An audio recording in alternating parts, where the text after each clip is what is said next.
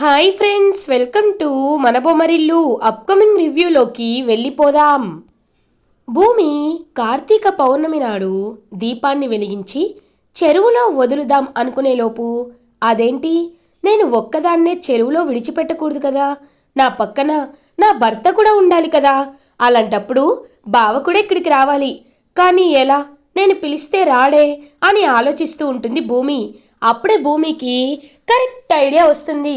ఇంకా వెంటనే గగన్ దగ్గరికి పరిగెత్తుకుంటూ వెళ్తుంది భూమి. బావా బావా అని అంటుంది. ఏంటి, మాల తీసుకురావడానికి ఇంతసేపా అని అడుగుతాడు గగన్. అయ్యో, మాల తీసుకురావడం కాదు బావా, అక్కడ అక్కడ చెరువు దగ్గర అత్తయ్య అత్తయ్య అని అంటుంది. ఏమైంది, అమ్మకేమైంది అని అడుగుతాడు. ఆ అత్తయ్య అని అనేలోపు ఇంక పరుగు పరుగున గగన్ ఆ కోనేటి దగ్గరికి వస్తాడు. వచ్చి చూసేసరికి అక్కడ శారద దీపాన్ని వదులుతూ కనబడుతుంది. అమ్మా, నీకేం కాలేదు కదా అని అడుగుతాడు గగన్. అదేంట్రా, నాకేమైంది, నాకేం కాలేదు అని అంటుంది శారద. ఏయ్, తమాషాగా ఉందా నీకు, ఎందుకు నన్ను భయపెట్టావు అని అడుగుతాడు గగన్ భూమిని. బావా, నేను నిన్నేం భయపెట్టలేదు, అత్తయ్య అత్తయ్య అన్నాను, పిలుస్తుంది అని చెప్పబోతుంటే నువ్వే కంగారుపడి వచ్చేసావు అని అంటుంది భూమి. ఈ తెలివితేటలకేమీ తక్కువ కాదు అని వెళ్ళబోతుంటే, నాన్న గగన్ ఆగు నాన్న, నువ్వు నీ భార్య సమేతంగా చెరువులో కోనేటిలో కార్తీక దీపాన్ని వదిలితే చాలా మంచిది నాన్న అని అంటారు. అమ్మా ప్లీజ్, వినే మీకు విసుగులేదేమో కానీ చెప్పే నాకు మాత్రం విసుగొస్తుంది. నేను భూమిని పెళ్లి చేసుకోలేదు అని అంటాడు గగన్. సరే బావా, మంచి భార్య రావాలని నీళ్ళల్లో వదులు అని అంటుంది. హా, తప్పకుండా దీపాన్ని వెలిగిస్తా, మంచి వైఫ్ రావాలని వెతికిస్తా అని ఇంకా గగన్ ఒక దీపం కొనుక్కొని హ్యాపీగా ఇంకా డొప్పలో ఆ దీపాన్ని పెట్టి కోనేట్లో వదులుతాడు. వెంటనే భూమి గగన్తో కలిసి పక్కనే హ్యాపీగా కార్తీక దీపాన్ని కోనేటిలోకి పంపిస్తుంది. బావా, నీకో విషయం తెలుసా, నీకు మంచి భార్య ఎవరో కాదు నేనే అని చెప్పి పరిగెట్టుకుంటూ వెళ్ళిపోతుంది భూమి.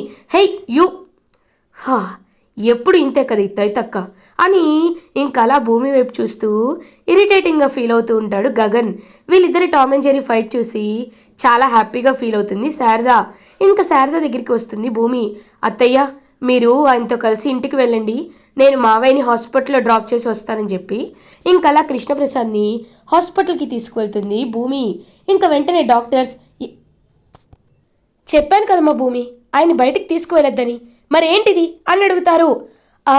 డాక్టర్ గారు, మా మావయ్యతో మృత్యుంజయ హోమాన్ని జరిపించాం, ఆయనలో చలనం వచ్చింది, కావాలంటే మీరే చూడండి అని అంటే అలా ఇంకా కృష్ణప్రసాద్ మెల్లగా కదులుతూ ఉంటారు. వావ్, ఇది నిజంగా ఒక మిరాకిల్. అమ్మ భూమి, సారీ అమ్మా, నేను నిన్ను అపార్థం చేసుకున్నాను, మీరు రేపు పొద్దున్న రండి, ఖచ్చితంగా ఆయన్ని పూర్తిగా స్పృహలోకి తెచ్చే బాధ్యత నాది, మీరు నిశ్చింతగా వెళ్ళండమ్మా అని అంటారు డాక్టర్. పాపం భూమి చాలా హ్యాపీగా ఫీల్ అవుతుంది. ఇది ఇలా ఉండగా మార్నింగ్ అవుతుంది. భూమికి డాక్టర్ కాల్ చేసి కృష్ణప్రసాద్ పూర్తిగా స్పృహలోకి వచ్చారని చెప్పడంతో భూమి శారద ఇద్దరూ హ్యాపీగా హాస్పిటల్కి రీచ్ అవుతారు. మావయ్య అని అంటుంది భూమి. ఇటువైపు పాపం కృష్ణప్రసాద్ చేపట్టుకొని శారద అలా చూస్తూ ఉంటే కృష్ణప్రసాద్ మెల్లగా కళ్ళు తెరిచి శారద వైపు చూస్తారు. మావయ్య, మీకంతా బాగానే ఉంది కదా అని అడుగుతుంది భూమి. అమ్మ భూమి, నువ్వు శారద ఉండగా నాకేం జరుగుతుందమ్మా, నన్ను కాపాడినందుకు థ్యాంక్స్ అమ్మా అని అంటారు కృష్ణప్రసాద్. మావయ్య, మిమ్మల్ని కాపాడుకోవడం మా బాధ్యత, కానీ నాకు ఒక విషయం తెలియాలి మావయ్య, ఆ రోజు అసలు ఏం జరిగింది మావయ్య, మీరు ఆ అడవిలోకి ఎందుకు వెళ్ళారు అని అడుగుతుంది భూమి. చెప్తానమ్మా, చెప్తాను. నేను ఆ అడవిలోకి ఎందుకు వెళ్ళాను అంటే దానికి కారణం అపూర్వ వల్లే మనకి కష్టాలు కన్నీళ్ళు. అపూర్వ ఏ పాపం తెలియని నన్ను ఇరికించింది, ఒకప్పుడు గగన్ని కూడా ఇలాగే ఇరికించింది. ఇలానే చూస్తూ ఊరుకుంటే శారదని, నిన్ను, అందరిని ఇరికించి మిమ్మల్ని చంపేస్తుందని నాకు అర్థమైంది. అందుకే అపూర్వని ఎవరూ లేని నిర్మానుష్యమైన అడవికి రమ్మని చెప్పి అపూర్వని చంపేయాలనుకున్నాను. అందుకే నేను అని అంటారు కృష్ణప్రసాద్. అంటే అపూర్వ మిమ్మల్ని చంపాలనుకుందా మావయ్య, మీ గుండెల్లో ఒక బుల్లెట్ దిగింది, అసలు మీ గుండెల్లో బుల్లెట్ దింపింది ఎవరు, మిమ్మల్ని ఎవరు కాల్చడానికి ప్రయత్నించారు అని అడుగుతుంది భూమి. ఎవరంటే మీ నాన్నగారమ్మ అని అంటారు. ఒక్కసారిగా భూమి షాక్ అయిపోతుంది, కుప్ప కూలిపోతుంది. ఎందుకంటే ఇప్పుడు కృష్ణప్రసాద్ గుండెలో బుల్లెట్ దించింది ఒకవేళ అపూర్వ అయితే కంప్లైంట్ ఇచ్చి ఏదో ఒకలా కేసు వేసి అపూర్వని జైలుకి పంపించవచ్చు. బట్ ఇక్కడ సిచ్యువేషన్ శరత్ చంద్రని జైలుకి పంపించలేదన్నమాట భూమి. ఎందుకంటే వాళ్ళ నాన్న కాబట్టి. ఇటువైపు కృష్ణప్రసాద్ని శరత్ చంద్రే కాల్చారు అని తెలుసుకొని ఒక్కసారిగా పాపం బాధపడుతూ ఉంటుంది భూమి. అమ్మ భూమి, నువ్వేమి బాధపడద్దమ్మా అని అంటారు కృష్ణప్రసాద్.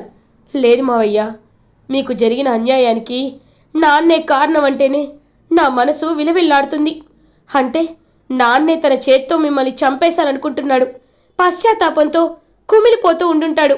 కానీ ఆ అపూర్వ ఎంత తెలివిగా మీ విషయంలో తన చేతికి మట్టంటకుండా నాన్నతో మిమ్మల్ని చంపించాలనుకుంది మావయ్య అని అంటుంది భూమి. అవునమ్మా, 10 తలల రావణాసురుడి తల ఆ అపూర్వకే ఉంది. 1000 శకునిల ఆలోచన ఆ అపూర్వకే ఉంది. కాబట్టి ఆ అపూర్వని ఓడించడం నా తరం కూడా అవ్వలేదమ్మా అని అంటారు కృష్ణప్రసాద్. మీరు కంగారు పడకండి మావయ్య, ఎంత ఎత్తు ఎదిగినా తాడిని తన్నే వాళ్ళకి తల దన్నేవాడు ఉన్నాడన్నట్టు, ఎంత రాక్షసుడైనా ఆఖరికి దేవుడి చేతిలో చావాలి అన్నట్టు ఆ అపూర్వని చంపడానికి దేవుడు నన్ను పుట్టించుంటాడు మావయ్య. ఖచ్చితంగా అపూర్వ చావు నా చేతుల్లోనే జరుగుతుంది. ఆ అపూర్వకి సరైన చెక్ని నేను పెడతాను మావయ్య. మీరేమీ బాధపడకండి, ఈ విషయాలను ఏమీ మనసులో పెట్టుకోకండి. ప్రపంచం దృష్టిలో మీరు ప్రస్తుతం చనిపోయారు మావయ్య. కాబట్టి మీరిప్పుడు ఉండడానికి ఒక సేఫ్ ప్లేస్ కావాలి అని అంటుంది భూమి. అప్పుడే శారద, అవునమ్మా, మాటల్లో పడి ఈ విషయాన్నే మర్చిపోయాను. ఇప్పుడు ఆయన ఎక్కడికి తీసుకువెళ్దాం అని అంటాం. పోనీ చెర్రీకి విషయం చెప్తావా అమ్మా అని అడుగుతుంది శారద. వద్దత్తయ్య, చెర్రీకి చెప్తే ఖచ్చితంగా నక్షత్రకి ఈ విషయం తెలుస్తుంది. తెలిస్తే అపూర్వకి తెలిసినట్టే. ఖచ్చితంగా మావయ్యకి ప్రాణానికి ప్రమాదం ఉంటుంది. చెర్రీకి చెప్పినా చెర్రీ మేనేజ్ చేయలేడత్తయ్య అని అంటుంది భూమి. మరేం చేద్దామమ్మా అని అంటారు. డాక్టర్ అప్పుడే ఇంకా వెంటనే వస్తారనమాట. అమ్మ భూమి, మీ మావయ్య గారి కండిషన్ ఆల్ రైట్, అన్నీ టెస్ట్ చేసాం, అన్నీ నార్మల్గా ఉన్నాయి. మీరు ఒక 1 వీక్ ఒకసారి చెకప్కి తీసుకొస్తే సరిపోతుంది. ఇప్పుడు మీరు డిశ్చార్జ్ చేసి తీసుకువెళ్ళొచ్చమ్మా.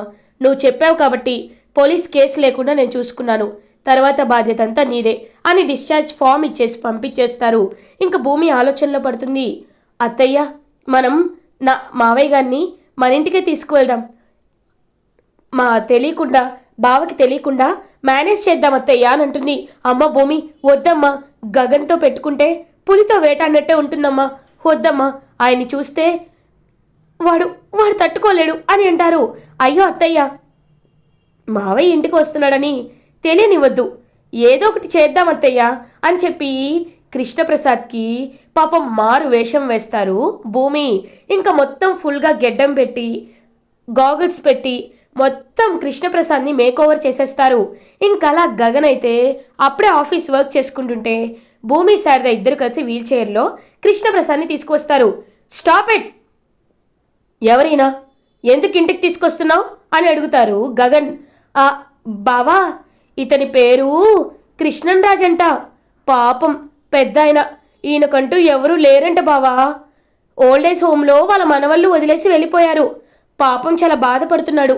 కాబట్టి మన ఇంట్లోనే కొన్ని రోజులు తలదాచుకొనిద్దాం బావా అని అంటుంది భూమి. హే, నువ్వే ఒక ఎక్స్ట్రా క్యారేజ్, అలాంటిది ఇప్పుడు నువ్వు తీసుకొస్తున్నావా అని అంటాడు గగన్. నాన్న గగన్, తను కాదురా, నేనే తీసుకొస్తున్నాను, నా మాట విన్నాన్నా అని అంటుంది శారద.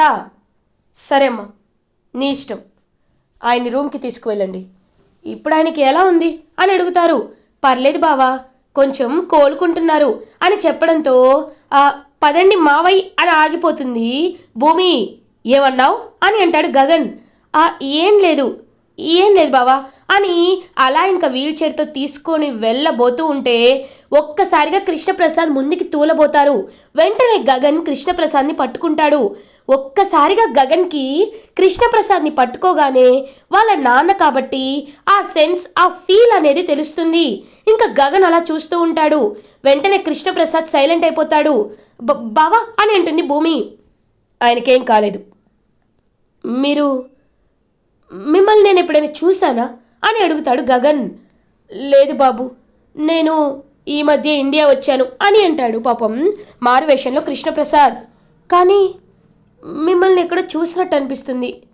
మీరు నాకు బాగా తెలిసిన వాళ్ళ, మిమ్మల్ని ఎప్పుడో ముట్టుకున్నట్టు అనిపిస్తుంది అని అంటాడు గగన్. పాపం అదంతా విన్న శారద, ఎందుకంటే మీది కన్నపేగు బంధం కదా నాన్న, ఆయన మీ నాన్న కదా, అందుకే నీకు అలా అనిపిస్తుందిరా అని పాపం మనసులో మురిసిపోతూ ఉంటుంది. అలా శారద, సరే పైకి తీసుకువెళ్ళండి అని గగన్ అక్కడి నుండి వెళ్ళిపోతాడు. అమ్మయ్య, బావ నుండి ఏదో ఒకలా తప్పించుకొని ఈ ఇంట్లోనే ఉంచాం. మావయ్య, మీకు గుర్తుంది కదా, మీరు కాస్త జాగ్రత్తగా ఉండాలి, బావ వచ్చినప్పుడు మీరు ఈ క్యాప్ పెట్టుకోవడం మర్చిపోకండి అని భూమి చెప్పి అక్కడి నుండి బయటకు వచ్చేస్తుంది. ఇది ఇలా ఉండగా ఎస్పీ సూర్య శరత్చంద్ర వాళ్ళ ఇంటికి వస్తారు. ఇంకా శరత్చంద్ర దగ్గరికి వచ్చి చూసేసరికి శరత్చంద్ర డల్గా కూర్చొని ఉంటారు. సార్, మీ వైఫ్ అపూర్వ గారు లేరా అని అడుగుతారు. ఇంకా వెంటనే అపూర్వ బయటికి వస్తుంది. ఎస్పీ గారు, మీరు ఇలా వచ్చారేంటి అని అడుగుతారు. ఏం లేదు మేడం, మీతో ఒక ఇంపార్టెంట్ విషయాన్ని మాట్లాడడానికి వచ్చాను. ఇంట్లో ఎవరైనా ఉన్నారా? పోనీ టెర్రస్ పైకి వెళ్ళి మాట్లాడుకుందామా? ఇది చాలా పర్సనల్ విషయం అని అంటారు. సరే రండి, టెర్రస్ పైకి వెళ్ళి మాట్లాడుకుందాం. బావా రా బావా అని చెప్పి ఇంకా శరత్చంద్రని కూడా టెర్రస్ పైకి తీసుకువెళ్తుంది అపూర్వ. ఏంటి ఎస్పీ గారు, ఏం మాట్లాడాలనుకుంటున్నారు అని అడుగుతారు. చూడండి అపూర్వ గారు, నాకెందుకో ఏదో ఈ కేసులో మిస్ అవుతుంది అనిపిస్తుంది. ఎందుకంటే మీ హస్బెండ్ శరత్చంద్ర గారు కృష్ణప్రసాద్ గారిని బుల్లెట్తో షూట్ చేశారు. ఆ విషయం మీ ఇద్దరికి, తర్వాత నాకు తప్ప ఎవరికీ తెలీదు. నేను అంతా మేనేజ్ చేశాను. డిఎన్ఏ రిపోర్ట్స్ కానీ అటాప్సీ రిపోర్ట్స్ కానీ అన్నిట్లో కవరప్ చేశాను. కానీ ఈ విషయం భూమికి తెలిసిపోయింది అని అంటారు ఎస్పీ సూర్య. ఒక్కసారిగా అపూర్వ శరత్చంద్ర షాక్ అయిపోతారు. ఏంటి, భూమికి తెలిసిందా అని అంటుంది అపూర్వ. అవును, మొన్న తను నన్ను ఎందుకో కలవాలని కాల్ చేసింది. నేను వెళ్ళి మీట్ అయ్యాను. అప్పుడు తను నాతో మాట్లాడుతూ, మీరు నిజాయితీగా ఉండేవాళ్ళు ఇలా చెడ్డవాళ్ళకి సహాయం చేస్తున్నారు, మా మావయ్య బాడీలో బుల్లెట్ ఎలా దిగిందో చెప్పండి అని నన్ను నిలదీసింది. ఎక్కడ, నీకెలా తెలుసు అని అడిగితే తప్పించుకొని పారిపోయింది అని అంటాడు ఎస్పీ సూర్య. ఒక్కసారిగా అపూర్వ, అంటే తనకి ఎలా తెలుసు? పోనీ అది ఎక్కడికైనా వచ్చిందా? రాలేదే అని ఆలోచిస్తూ ఉంటుంది అపూర్వ. ఇదంతా చూస్తుంటే నాకు రెండు వేస్ అనిపిస్తున్నాయి. ఒకటి, అలా జరిగిన టైంలో ఆ చుట్టుపక్కల ఎక్కడైనా సీసీటీవీ కెమెరా ఉండి అందులో రికార్డ్ అయితే భూమి చూడడం. 2, కృష్ణప్రసాద్ బ్రతికే ఉండడం అని అంటాడు సూర్య. ఒక్కసారిగా శరత్చంద్ర షాక్ అవుతాడు. సూర్య గారు, మీరు చెప్పేది నిజమా? నిజంగా కేపీ బ్రతికే ఉన్నాడా? ఒకవేళ బ్రతికే ఉంటే నా అంత అదృష్టవంతుడు, నా చెల్లంత అదృష్టవంతుడు ఎవరు ఉండరు. ప్లీజ్ సూర్య గారు, నిజం చెప్పండి అని అంటాడు శరత్చంద్ర. చూడండి శరత్చంద్ర గారు, నేను చెప్పేది 99% రాంగ్ అవ్వచ్చండి. జస్ట్ ఒక గెస్ అంతే. 1% ఛాన్సెస్ లేకుండా ఏమీ అవ్వదు. కానీ దీనికి ఒప్పుకోవాలంటే ఏ దారి కనిపించట్లేదు.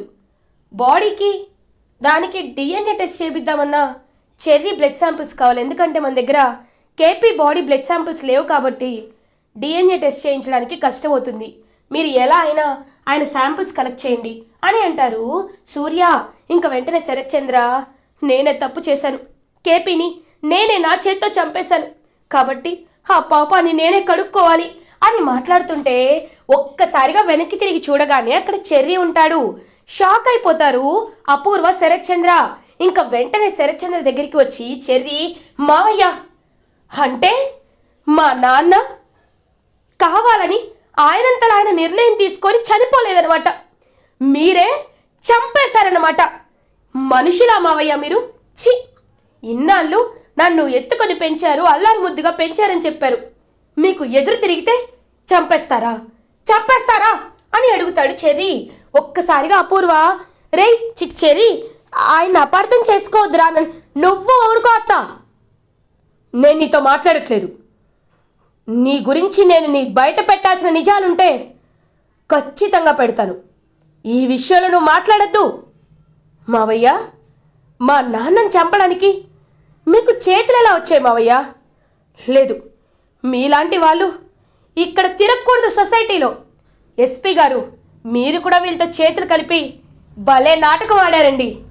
నేనిస్తా కంప్లైంట్, నేనిస్తా.